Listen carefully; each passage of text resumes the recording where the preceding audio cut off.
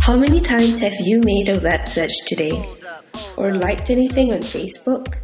Most of us are parts of a tech-native generation addicted and reliant on technology. In fact, we live a lot of our lives through our smartphones and digital selves on the internet.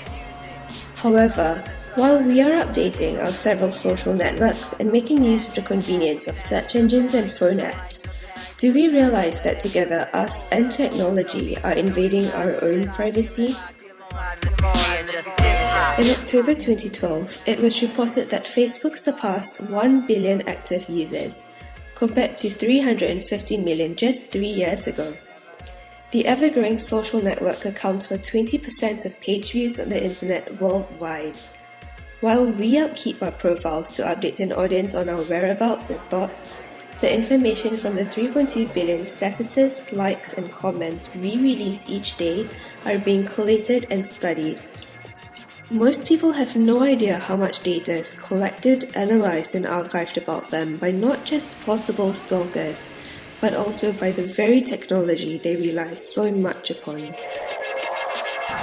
I don't think people are totally aware that they're leaving an identity behind, because I think that the technology is becoming invisible. The technology that we have around us now is far more personal, it's lighter, more personable and more usable than it ever has been.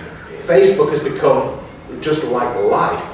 It's no longer a place anymore, it's just life. And they want it to be that, which is why they try constantly to stop you putting private privacy settings. They change them all the time because they want you to not think about it. It's just literally a digital reflection of your existence. For me, I love what Google does. I love lots of Google products. They make things very, very simple, very, very easy. But I also know that Google are literally making all their money by selling me to advertisers. That's how Google makes its money. It doesn't make it from phones, it makes it from selling me to advertisers. One of the things is, we won't be able to stop this stuff. We're not going to be able to stop it. It's happening anyway. We're going to have to negotiate it better and also put pressure on companies to make sure that they don't get frivolous with our privacy.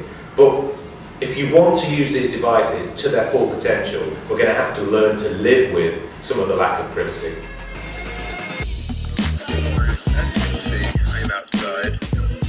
I don't think that everyone is fully aware of how compromised our privacy could be in this internet age. I feel like a lot of people post things on Facebook that they think they're only sharing with their friends, but pretty much anyone can see them unless they have particular privacy settings. I mean, as long as you're aware of how much information you're putting out there, I don't think it would be a problem. I don't think, we're taking safety or privacy for granted. I think there just needs to be better education about technology and social networking and what you should put out there and what you shouldn't. I do think we are in control of most of what we put out there. It's inevitable that the information out there will continue to grow, and that includes personal information.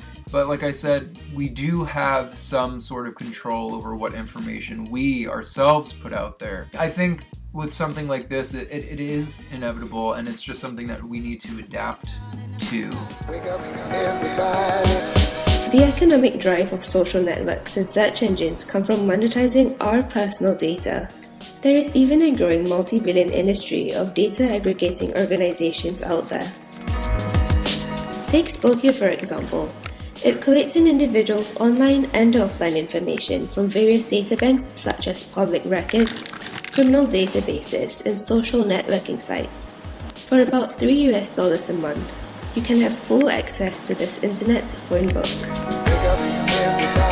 The problem with the current UK law is, although as it does protect one's right to privacy, it doesn't cater exclusively to the rapid development of social media as it stands.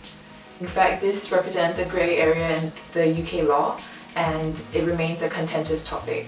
In fact, a majority of the legislature are strong advocates of the idea and notion that an independent body should be established to regulate this instead of legislation. co-founder of Facebook, Mark Zuckerberg, once commented that people have really gotten comfortable with not only sharing more information in different kinds, but more openly and with more people. So if technology and social networking have been firmly fitted into your life, then be as vigilant and responsible as you can with how you use it. After all, once you are on the grid, you stay there forever.